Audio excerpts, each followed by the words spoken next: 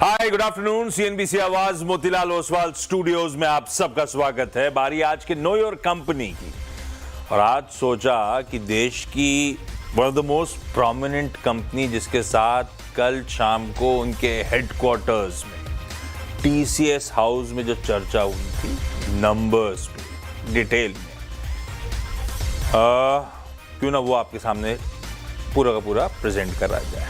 तो आज के शो में थोड़ी देर बाद हेडलाइन के उस पार टीसीएस का टॉप मैनेजमेंट, इस कंपनी के चीफ फाइनेंशियल ऑफिसर और इस कंपनी के चीफ ह्यूमन रिसोर्स ऑफिसर दोनों होंगे हमारे साथ। वो उनके साथ का कन्वर्सेशन आपके लिए प्ले आउट करूंगा, लेकिन पहले दोपहर की टॉप हेडलाइंस। पश्चिम एशिया में शांति की उम्मीदों के बीच बाजार में तेजी का जोरदार मोमेंटम। निफ्टी 250 पॉइंट चढ़कर 24,000 के निकला पार। बैंक निफ्टी में करीब 1000 पॉइंट का उछाल। मिड कैप्स और स्मॉल कैप्स में भी अच्छी खरीदारी।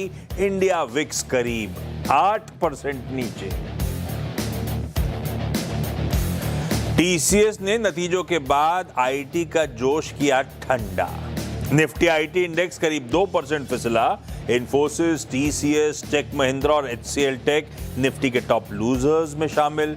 उधर mid cap IT, emphasis, LTI माइंट्री और कोफोर्ज भी करीब 3% कमजोर। और आज रियल्टी, ऑटो और एनबीएफसीज में तेज रफ्तार। तीनों इंडेक्स 2 से 2.5% मजबूत, 3 से 6% चढ़े। लोधा, अशोक लेलैंड और श्रीराम फाइनेंस, साथ ही डिफेंस, प्राइवेट और सरकारी बैंकों में भी जोरदार तेजी।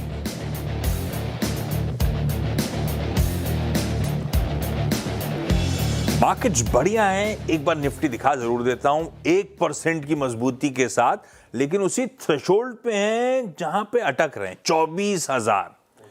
प्रिसाइसली उसी पॉइंट पे इस समय निफ्टी आपको कामकाज करता हुआ नजर आएगा। जहां खड़े हैं वो इंपॉर्टेंट स्थान पर, उसको बीट तो नहीं कर रहे, लेकिन रह रहे कि उसी लेवल्स के आसपास कंसोलिडेट कर रहे हैं। गेन्स गिव अप नहीं कर रहे हैं। ये अपने आप में कमेंडेबल है, क्योंकि एक इंटरेस्टिंग वीकेंड खड़ा है। उसके बावजूद हम बिल्कुल 24,000 की लकीर के साथ, मेरे ख्याल से ऑलमोस्ट पूरा सेशन हो गया उसी के आसपास फ्लर्ट कर रहा है इंडियन इक्विटी मार्केट।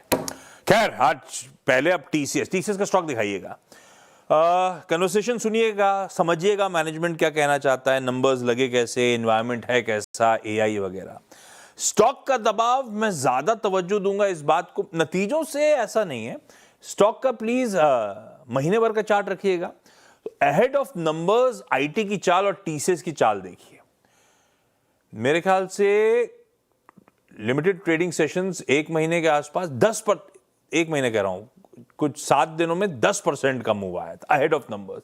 ये सिर्फ उसी का एडजस्टमेंट प्ले आउट हो रहा है, ना कि रिजल्ट का कोई सीरियस डिसअपॉइंटमेंट। रिजल्ट अच्छे नहीं है तो रिजल्ट बुरे भी नहीं है। सुनिए वो कन्वर्सेशन, उसके बाद रिकैप करता हूं मैं नंबर्स की डिटेलिंग को।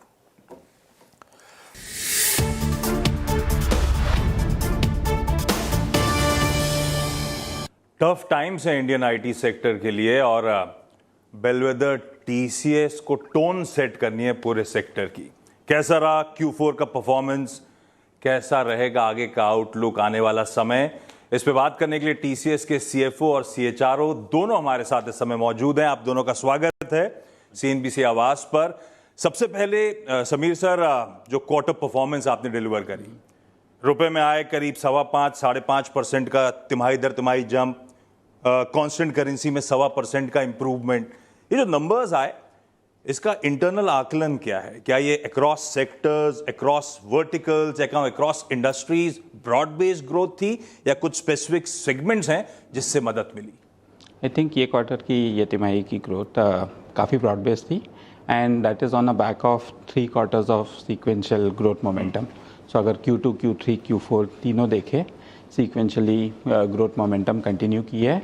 ये तिमाही में अगर देखें, सारे वर्टिकल्स जो है सारे के सारे ग्रोथ में रहे हैं, एक्सेप्ट वन CMI जहाँ पे हम टर्न अराउंड एक्सपेक्ट करते हैं। सारे की मार्केट्स जो है US, यूरोप और UK, उसमें भी ग्रोथ अच्छी रही है, पॉजिटिव। इस बीच बड़ा टफ टाइम रहा। लास्ट हमारी मुलाकात हुई थी, तब से अब तक के बीच में नैरेटिव बहुत चेंज हुआ, बहुत कंसर्न्स इंडियन आईटी को लेकर थे। एक सवाल, लास्ट मुलाकात से इस मुलाकात के बीच टीसीएस के सीएफओ ज्यादा कॉन्फिडेंट हैं एनवायरनमेंट को लेकर, आउटलुक को लेकर? पहला पार्ट। और दूसरा, इस बार की रिलीज में एक इंटरेस्टिंग हाईलाइट थी जब आप कह रहे थे एनुअलाइज्ड एआई रेवेन्यूज $2.3 बिलियन का आंकड़ा क्रॉस करता हुआ। इसे कैसे रीड करूं? क्या ऐसा है कि जनरेटिव एआई जो प्रोजेक्ट्स आपके पास थे वो पहले ऑटो मोड पे थे, पायलट मोड पे थे, टेस्ट मोड पे थे, अब उसका कन्वर्जन होना शुरू हुआ है? सो दोनों पार्ट का वो करते हैं। स्ट्रेट आंसर, मैं ज़्यादा कॉन्फिडेंट हूँ, ज़्यादा ऑप्टिमिस्टिक हूँ। वाई? अगर आप ग्रोथ मोमेंटम की जो मैंने बात की कंटिन्यू करते हुए, which is 3 quarters of growth momentum is good. अगर आप हमारे क्लाइंट मैट्रिक्स देखें, सो हमने 100 मिलियन बैंड में 4 क्लाइंट्स ऐड किए हैं, so that takes the total to 66. So 4 client additions overall across the bands. There has been good client additions. We have 1400 clients who give us more than 1 million. And फिर हमने ये quarter में, सिर्फ ये quarter में 3 mega deals win किए। Mega deals are जहाँ पे हमको 500 से ज़्यादा का TCV मिलता है, डील वैल्यू मिलती है। तीनों मार्की अकाउंट्स है, वॉलग्रीन्स, M&S है एंड एक यूके टेलीकॉम प्रोवाइडर है।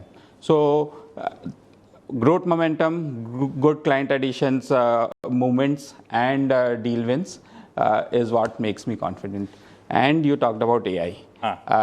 एआई का पिछले तिमाही it was annualised 1.8 billion, that is going to 2.3. That's a significant growth. The growth is being driven considerably by AI. Last हम मिले थे तो हमने बताया था how we are trying to infuse AI into various service lines and what we are trying to do on it. And that strategy, the 5-pillar strategy which we talked about, that is work कर रही है। तो फिर ये AI को लेकर इतनी चिंता, AI कर क्या रहा है? पहले जब बिजनेस आता था आप लोगों के पास, ज्यादा धंधा मतलब ज्यादा इंजीनियर्स, वो लीनियर ऑर्गेनाइजेशंस हम आईटी को कहते थे। ये AI क्या उस बेडरॉक को, उस प्रेमाइस को चेंज कर रहा है? ऐसा हो रहा है क्या? AI कर क्या रहा है आपके लिए? AI एक तरह से बोले तो एक विन विन सिचुएशन क्रिएट कर रहा है सबके लिए। क्लाइंट के लिए बिकॉज काम एडेड विद एफिशिएंसी ज़्यादा फास्ट हो सकता है, एंड जब काम ज़्यादा फास्ट हो सकता है, आप on the same amount of work which is to be done, you will save money, right, and you have more money to invest into.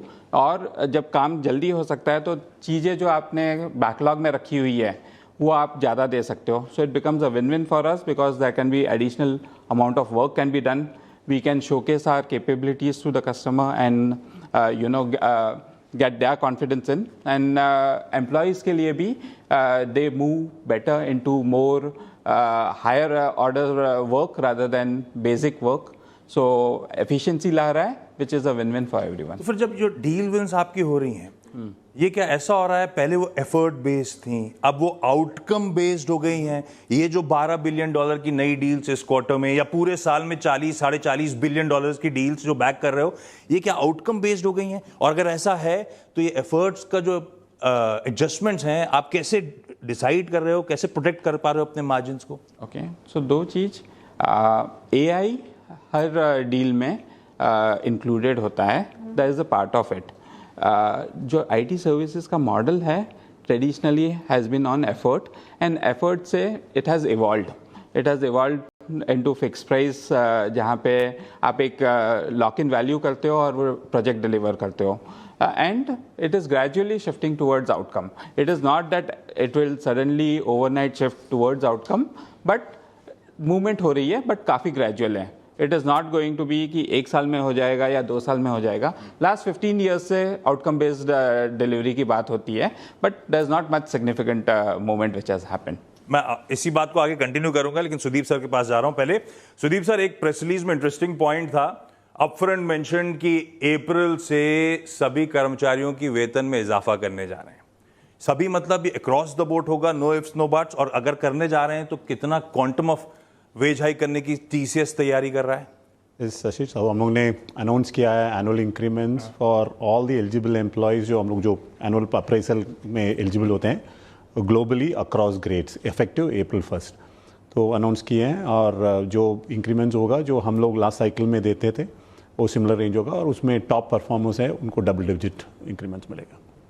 तो सब सुन रहे हैं, मेरे को आने से पहले बोल रहे थे पूछ लेना एक बार क्या होने वाला है। अच्छा, क्योंकि हायरिंग को लेके थोड़े से कंसर्न्स, एक तो Q4 में कितनी ऑनबोर्डिंग करी एडिशनल, FY27 के लिए कहा गया था 40,000 प्लस फ्रेशर्स को इंक्लूड करने की आप लोग कोशिश करोगे, क्या वो टारगेट्स या फिर अगले 4 क्वार्टर्स के लिए आप लोग क्या टारगेट्स लेके चल रहे हो, कितना ऑनबोर्डिंग करोगे आप लोग, कितने फ्रेशर्स को, कितने एम्प्लॉयज को भर्ती करोगे? हम लोग हायर कर रहे हैं एंड कंटिन्यू करेंगे हायर करने के लिए for our meeting our demands, और happy to say that last year we hired onboarded almost 44,000 trainees in the last financial year, and TCS continues to be the largest tech talent of entry level talents from the universities, and already 25,000 offers किए हैं, so we'll continue to do the same thing. अच्छा, पता है वो मुझे एक statement याद है हमारे नेटवर्क के साथ डिस्कशन में CEO कीर्ति जी ने कहा था कि AI won't kill jobs। अच्छा, मतलब आसान शब्दों में मास लेऑफ्स वगैरह नहीं हो रहे होंगे। मेरा कंसर्न वो ये नहीं है कि वो इट विल किल जॉब्स। अब तक इंडियन आईटी हमारे लिए मैक्रोज के लिहाज से बहुत इंपॉर्टेंट था, क्योंकि जो बी स्कूल से और वगैरह से फ्रेशर्स निकलते थे, लार्जली इंडियन आईटी उन्हें भर्ती करता था। क्या वो पेस ऑफ रिक्रूटमेंट वो अब धीमा पड़ता हुआ नजर आएगा जब एआई ज्यादा इन्फ्यूज कर रहे हो आप लोग अपने बिजनेस वर्टिकल्स में, कामकाज में? नहीं, जैसे आशीष समीर जी ने बताया, सी AI gives you an advantage, is an opportunity to do things faster. तो आपकी एफिशिएंसी बढ़ रही होगी। You're doing things faster, you're doing it efficiently. So what happens, there are willing customers who are willing to invest more. So that creates a lot more opportunities.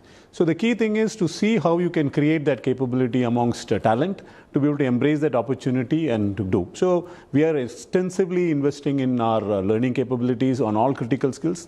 We're getting phenomenal adoption from our associates, to an extent that we have seen a 25% increased effort that people are voluntarily spending on improving their proficiency.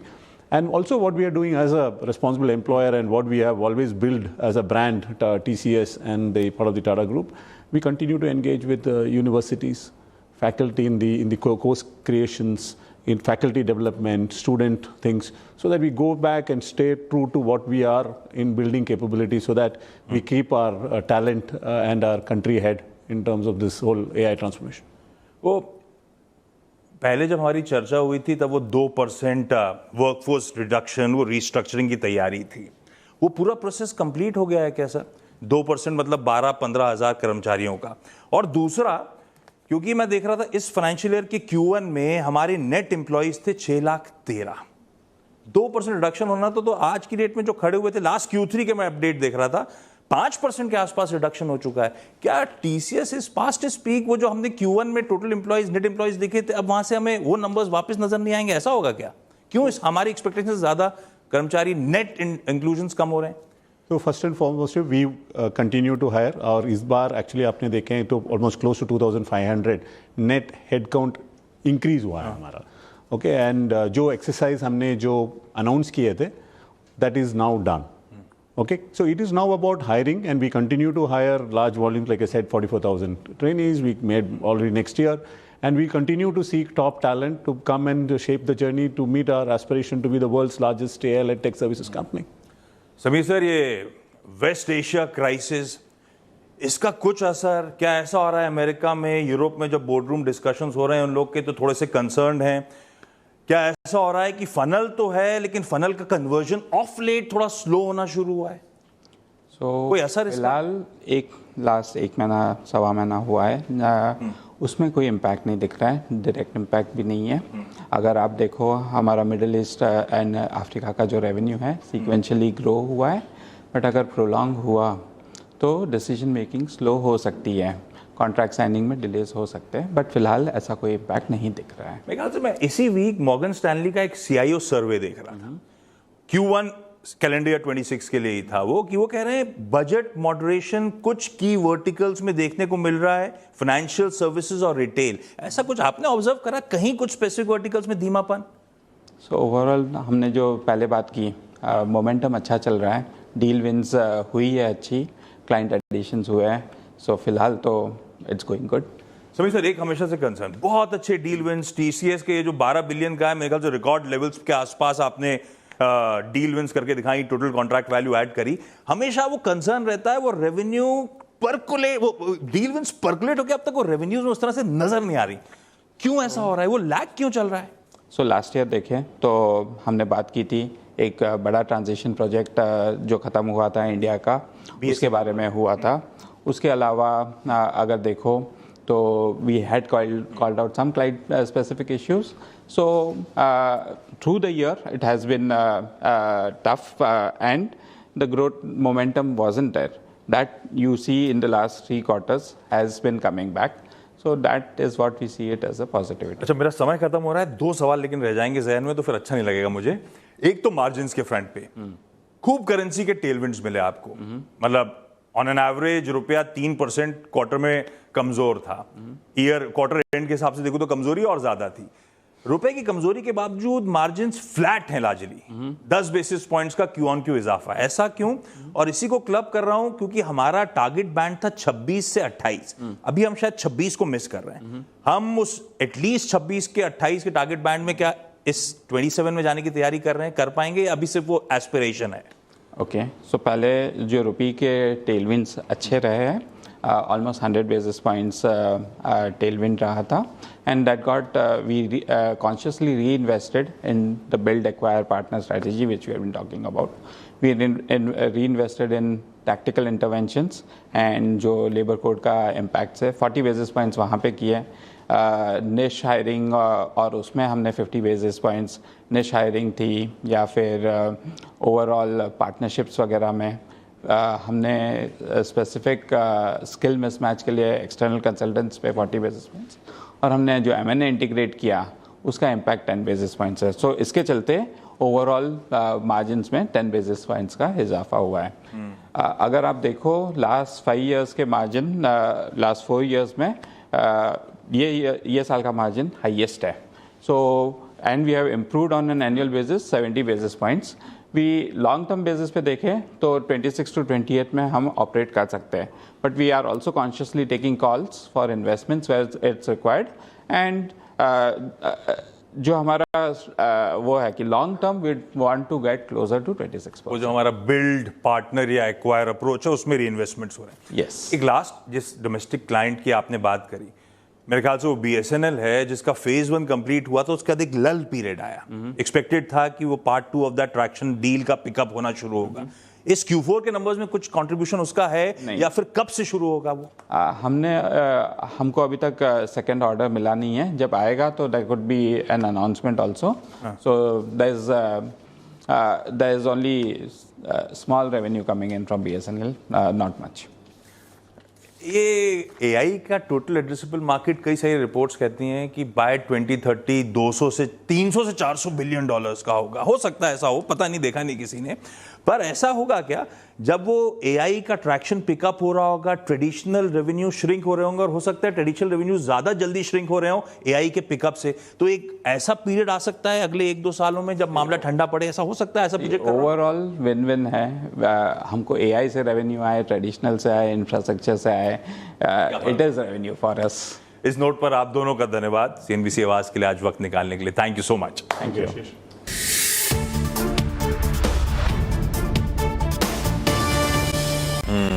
वो detail में TCS का conversation आपने सुना, TCS को stock screen पर रख दीजिएगा। अच्छा, इन नंबर्स में ना ऐसा कह लीजिए पॉजिटिव्स भी हैं, नेगेटिव्स भी हैं।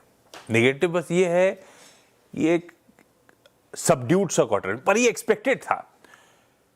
1.25% कांस्टेंट कर 1.2% कांस्टेंट करेंसी में उछाल आया, मार्जिन 10 बेसिस पॉइंट बढ़े, ये मोटा मोटी स्ट्रीट मान के चल रहा था और कंपनी ने वैसे ही कुछ आंकड़े डिलीवर करके दिए।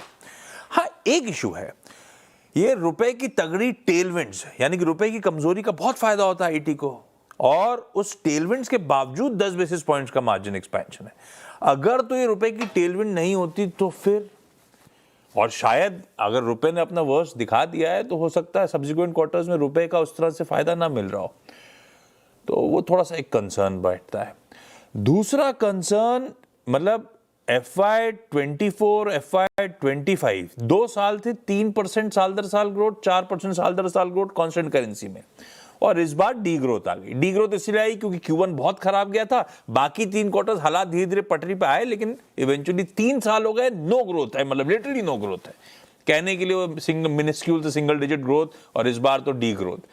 तो मामला ग्रोथ आ नहीं रही है आंकड़ों में। तो आप जो भी मल्टीपल दे रहे हो किस बात का दे रहे हो, है ना। तो वो अब ये कहने के लिए हो गया कि TCS कोविड से पहले 20 के मल्टीपल्स पे ट्रेड करता था। कोविड के बाद जब एकदम से उफान आया था आईटी में, वो 2 साल में 23-24 में, तो 30 के मल्टीपल्स पे ट्रेड करता था, और अब वो प्री कोविड मल्टीपल्स के नीचे ट्रेड कर रहा है। पर उसके पीछे लॉजिक है, ग्रोथ बिल्कुल नदारत है, और अभी भी एआई का ओवरहैंग बना हुआ है। हालांकि मैनेजमेंट कॉन्फिडेंट है। अभी इन्होंने रिपोर्ट करा कि $2.3 बिलियन एनुअलाइज्ड एआई रेवेन्यूज हम बैक कर रहे हैं। अब धीरे धीरे करके वो ट्रैक्शन पिकअप कर रहा है एआई का। तो ठीक है, पॉजिटिव मेरे लिए ये है कि $12 बिलियन की डील विंस कर डाली एक क्वार्टर में, एक्सपेक्टेशन से बेहतर है। 3 उसमें मेगा डील्स हैं, तो डील विंस बहुत स्ट्रांग है। पर वो सवाल जो मैंने उठाया था ना, डील विंस तो पिछले कई क्वार्टर्स से बहुत अच्छी चल रही है, पूरे आईटी की बहुत अच्छी चल रही है, पर ये परकोलेट होके आय में क्यों नहीं दिख रहा है? वो कन्वर्जन प्रॉब्लम कर रहा है अभी।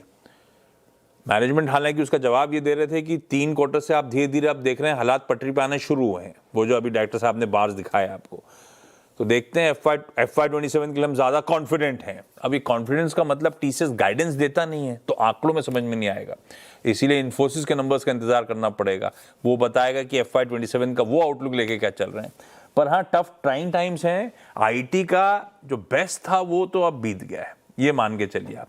2030 तक बहुत एआई हो सकता है डील विंस हो रही हो, एआई का मार्केट साइज बहुत बड़ा हो इन सब कंपनीज के लिए, पर इनमें कौन एजाइल है, कौन स्मार्टली अपने आप को ऐसे पोजीशन कर लेगा कि एआई से आने वाले रेवेन्यूज को गार्नर कर रहा होगा। वो बड़ा रीसेट है। इनमें से होगा कोई ना कोई आईटी कंपनीज, चुनिंदा आईटी कंपनीज बड़े विनर्स होंगी, और कई सारों के दिन लग जाएंगे। तो बड़े इफ्स एंड बट्स लगे हुए हैं, इसलिए स्ट्रीट बहुत ज्यादा ऑप्टिमिस्टिक। आज की चाल ठंडी इसीलिए क्योंकि आउट परफॉर्मेंस था, वो मैं पहले ही बता चुका हूं।